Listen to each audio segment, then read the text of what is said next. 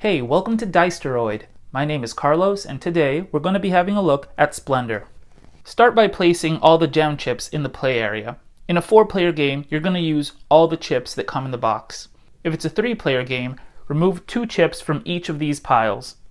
If it's a 2-player game, remove 3 chips from each of these piles. Chips should not be removed from the gold pile. Next, take the Lord tiles and shuffle them. Place as many Lord tiles in the play area as there are players plus 1. In this example, if it's a 4-player game, you're going to place 5 Lord tiles. Once the Lord tiles are set up, locate all 3 decks of cards and shuffle them. Set the 3 decks in the play area in descending order from 3 dots down to 1. Draw 4 cards from each deck and place them in the play area as shown here. The top 4 cards are from the blue deck, the bottom 4 cards are from the green deck, and so forth.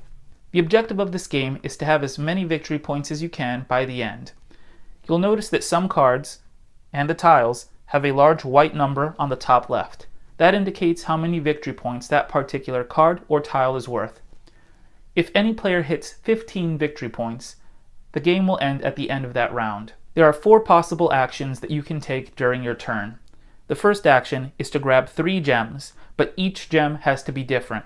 So for example, I could grab a blue, a green, and a white gem if I was so inclined, and that would end my turn. Another option I have is drawing 2 gems from the same pile. So instead of getting 3 gems, I could just grab 2 and have them both be the same kind of gem. This action of drawing 2 gems of the same type can only be performed if that stack has at least 4 gems in it. That means that if there are only, say, 3 rubies left, I cannot take 2 of them. My third option is purchasing a card. You'll notice that on the bottom left, every card has a cost. This card, for example, would cost 4 green gems. If I have that many gems, I can pay them by placing them back in the bank area and take that card and place it in front of me. I have now acquired 1 victory point, and additionally, as you can see on the top right, this card will produce 1 white gem or diamond every turn moving forward. That means that in the future, if I wanted to buy, for instance, this card, I would only need to pay 2 white gems, 1 blue gem, and 1 brown gem, as this property is reducing its cost by 1 white gem. If a card is purchased, immediately replace it with a new card from the corresponding deck. If there are no cards left in that deck, then the card is not replaced. The fourth and final action is reserving a card. It's possible that I may want to purchase a card, but I do not have enough resources to do so at this time. I would still like to make sure that I can purchase it in the future while preventing other players from acquiring that card. If I want to do that, I can simply grab whichever card I want, even if I'm unable to pay for it, and place it in my reserve. If you do reserve a card, you also gain a joker or gold token, which can be used in the future to pay for other cards, and it can function as any of the other gems.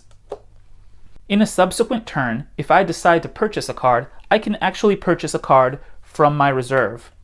In this case, it would cost 6 white gems to purchase this card. If I had enough, I would be able to flip it and place it in my play area, and then start receiving any benefits that that card produces, including its victory points and any gems it gives me every turn. Lord tiles cannot be purchased like cards.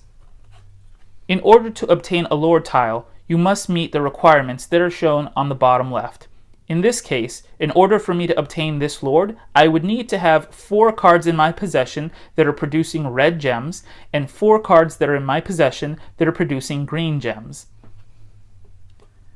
If at the end of your turn you meet the requirements, you may take 1 Lord tile and place it in your play area. In this example, I'm in possession of 4 cards that produce a white gem and 4 cards that produce a blue gem. This tile requires me to do just that.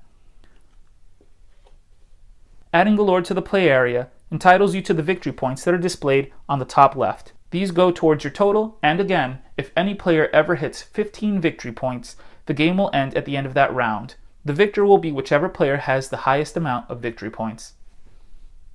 In the event of a tie, whichever player has purchased the least cards will win. Those are the basic rules to playing Splendor. If you have any questions, please feel free to leave them in the comment section below. Thanks for watching.